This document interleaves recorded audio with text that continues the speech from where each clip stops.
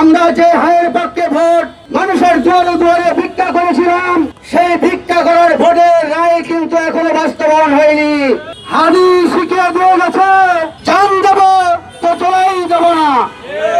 আমি এই 5 আগস্টের পর থেকে সর্বনিম্ন হলেও 5 লাখ টাকা খরচ করেছি চলাইছি তাদের অধিকার নিশ্চিত করার জন্য। আমি কখনো ছেড়ে দিয়ে কথা বলবো না, যেহেতু আমার পকেটের অর্থ দিয়ে আমি এই গণভোটের হায়ের পক্ষে ভোট ভিক্ষা করেছিলাম। আমরা যে হায়ের পক্ষে ভোট মানুষের দুয়ারে দুয়ারে ভিক্ষা করেছিলাম, আমাদের নিজের অর্থ ব্যয় করে আমরা যে হায়ের পক্ষে ভোট মানুষের দুয়ারে ভিক্ষা করেছিলাম, সেই ভিক্ষা করার ভোটের রায় কিন্তু এখনো বাস্তবায়ন হয়নি।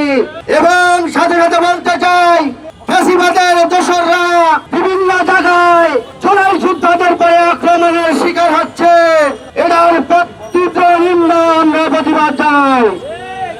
এবং সাথে সাথে বলতে চাই, হাদি শিখিয়ে দিয়ে গেছে, জান দেব তো চলাই দেব না। আপনারা সরকার মহলে যারা আছেন, অতি দ্রুত গণভোটের রায়কে সম্মান করুন। হাজার হাজার লক্ষ লক্ষ কোটি কোটি মানুষের রায়কে উপেক্ষা করতে পারেন না আপনারা।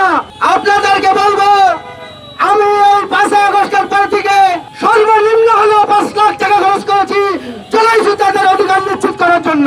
এবং এখনো আমি কখনো ছেড়ে দিয়ে কথা বলবো না, যেহেতু আমার পকেটের অর্থ দিয়ে আমি এই গণভোটের হায়ের পক্ষে ভোট ভিক্ষা করেছিলাম এবং পর্যাপ্ত পরিমাণের লোকজন নিয়ে চলাইছি তাদের নিয়ে আমি গণভোটের হায়ের পক্ষে ভোট ভিক্ষা করেছিলাম। বর্তমান তারেক রহমান সাহেবকে বলবো, এই গণভোট, এই যে গণভোট, এই গণভোটের ভিতরে যে কি আছে এই জিনিসগুলো যদি জনগণ বুঝতো, তাহলে অবশ্যই তারা রাজপথে চলে আসতো। তাই আমি আমার জায়গা থেকে আর কথা বলবো না। সবাই চোলাইয়ের পক্ষে থাকবেন, চোলাইকে ধারণ করবেন, চোলাইকে সম্মান করবেন, চোলাইকে নিয়ে সামনের পথে এগিয়ে যাবেন। আসসালামু আলাইকুম রহমতুল্লাহ।